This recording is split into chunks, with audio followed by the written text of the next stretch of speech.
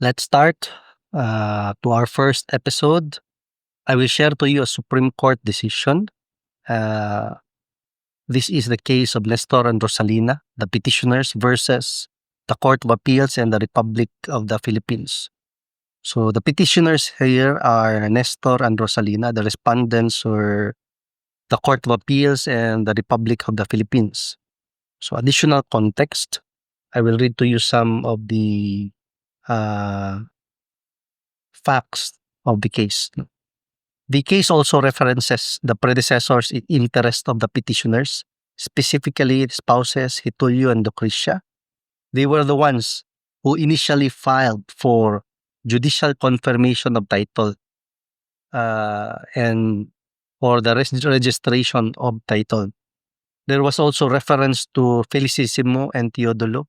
They were mentioned as individuals who were given the opportunity to file a written opposition regarding a certain parcel of land which was included in the petition for judicial confirmation and registration of title.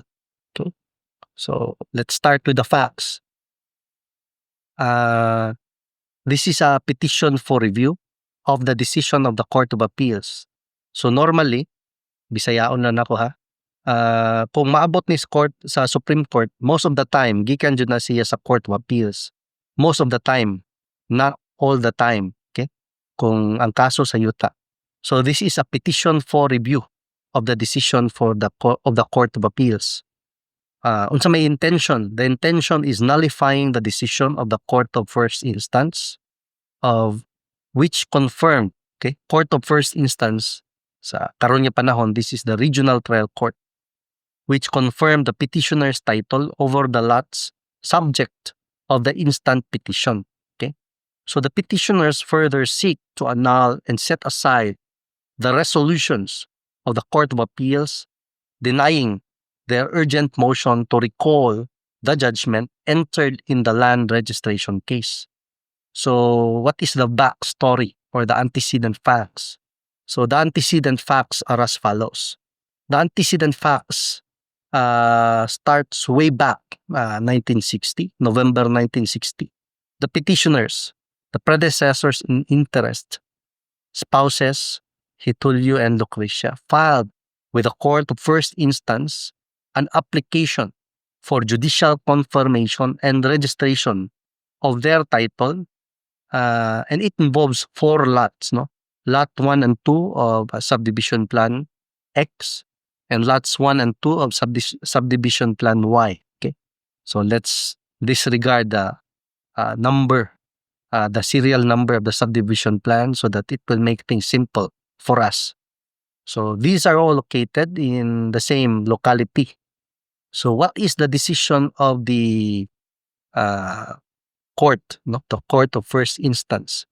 The Court of First Instance, the decision, way back 1961, it entered an order of default against the whole world, except spouses, Felicissimo and Teodolo, who were given within 10 days to file their written opposition.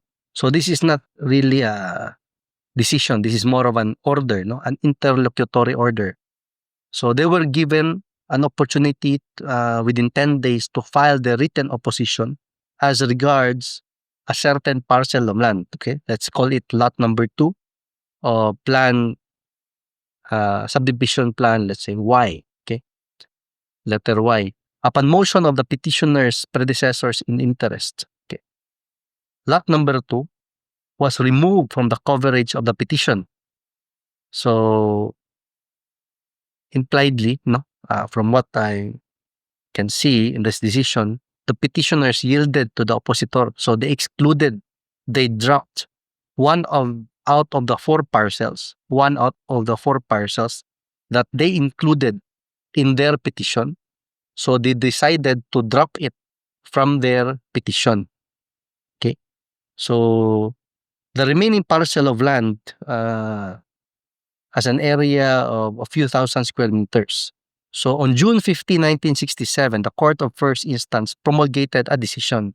So this is already a decision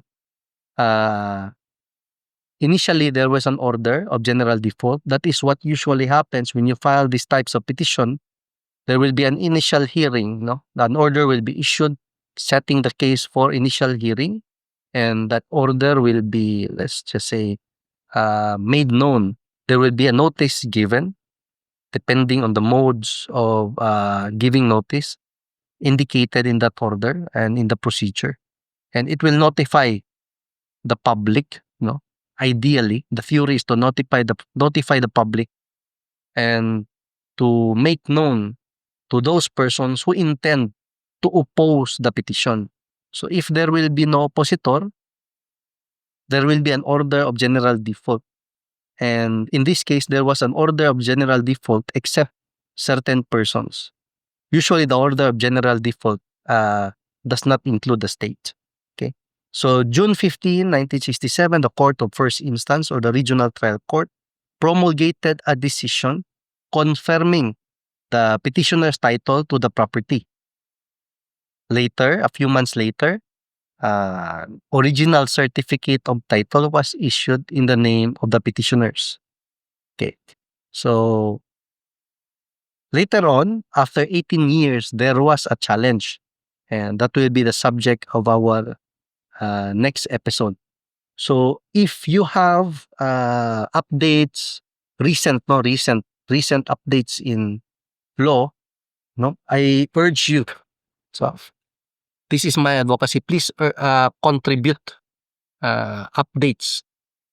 Pero kung mag-send mo link lang, gov.ph link, gov.ph link. Ayaw ng link sa walay klaro kay basin sayop.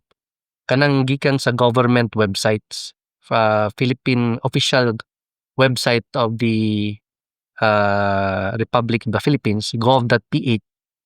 If you have latest updates, but those involving these topics only, ayaw tong mga wala na ko gitunan, kaya na mga related lang sa akong studies and advocacy, I encourage you so that I can share also to others the latest updates, no? Kaya di man ako na may bawan tanan. So, if you can share, send a link, okay? So, ayaw sa Facebook page nga messenger, kaya di ko tigbasa na. Send a link to, this is my email address. Ambo to, maklaro ba? So, that is Juliet Alpha November, Romeo Uniform Zulu, John Ruse mo na ako name, no? Juliet Alpha November, Romeo Uniform Zulu, Lima Alpha Whiskey. Okay? johnruslo@gmail.com. So, send link. Ayun ang taas kayo. Link lang.